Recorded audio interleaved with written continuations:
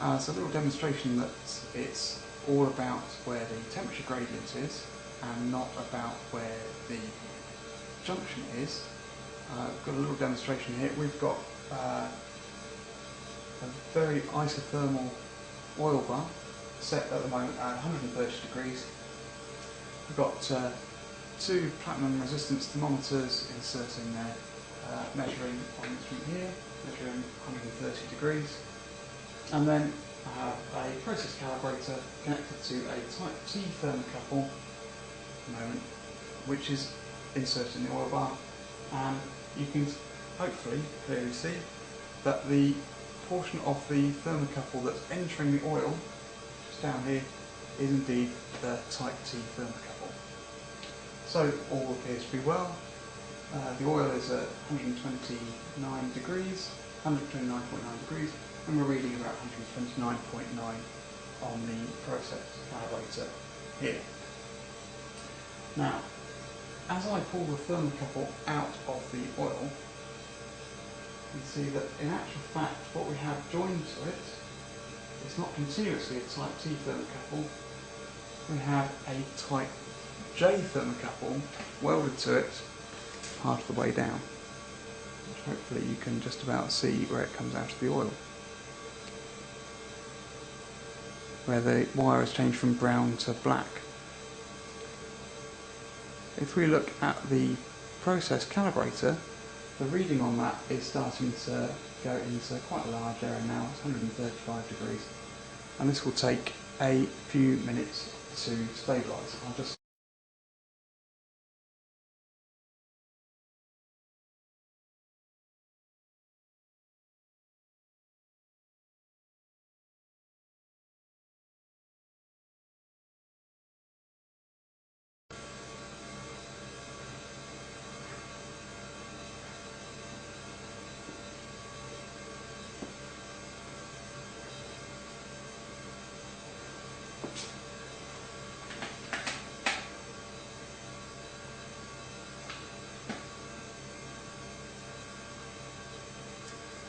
Okay, so we're just coming up to 5 minutes to the stabilisation time there, and we can see we've got quite a significant error in here now. The oil's still at 129.9 degrees, but now our thermocouple is reading 148 degrees, pretty much.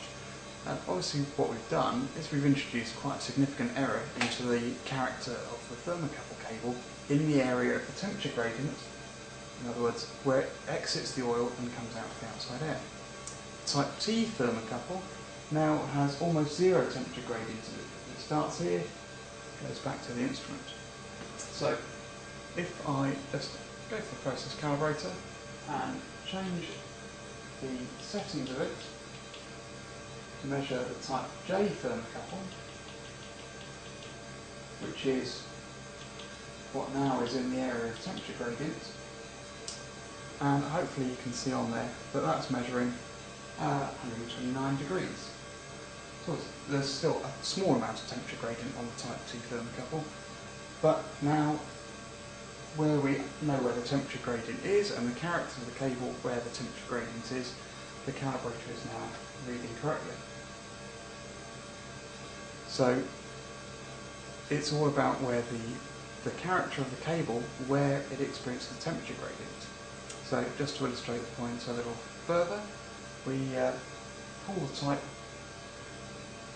thermocouple out a little further, and it's no longer type J, but type K in the area of the temperature gradient. And you can see that coming out of the tank down there. It's changed from black to green, so type J IEC type J to IEC type K. In the area where the oil, the boundary between the oil at 130 degrees and the air at about 20 degrees in the room.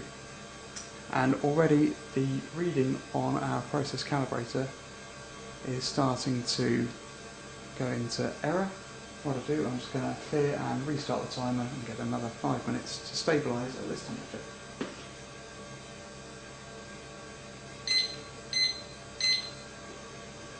So, without fiddling with the wire there.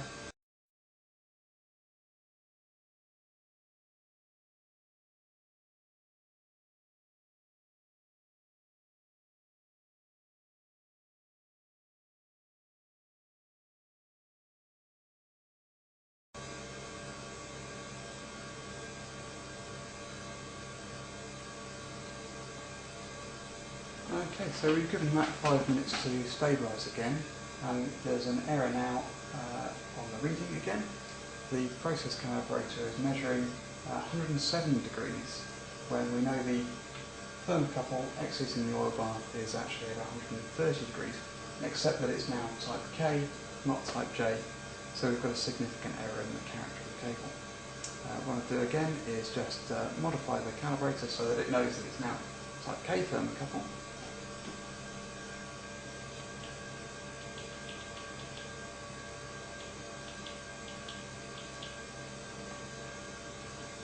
And presto is now reading 131 degrees. Again, because now the type J cable does not have temperature gradient, or very little. Almost all of the temperature gradient is in the type K thermocouple, and that's the cable we need to know the character of in order to get an accurate measurement. And last of all, we pull the type J thermocouple out, type K thermocouple out further, and we get to a type N.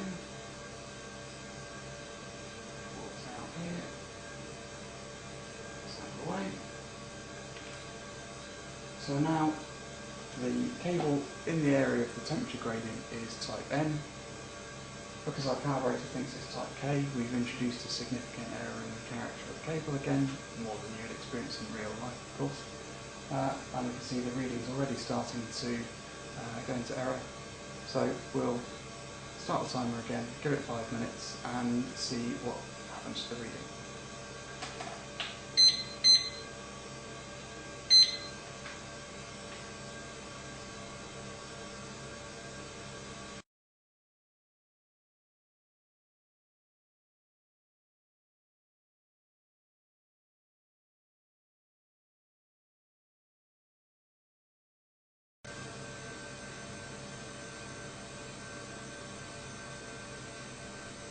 Okay, well, that reading's pretty stable there on the process calibrator. It's about 99 degrees. Thinking it's reading type K, of course we've got type J, and then a piece of type T, and then a piece of type K, all of which are almost very negligible temperature gradient across, and of course there's still some heat coming off the oil bath here, but you see obviously a significant error there because it's actually a temperature gradient in the portion of type N thermocouple that's in the boundary between the oil at 130 degrees and the ambient air temperature. So now I'll just swap the calibrator to type N.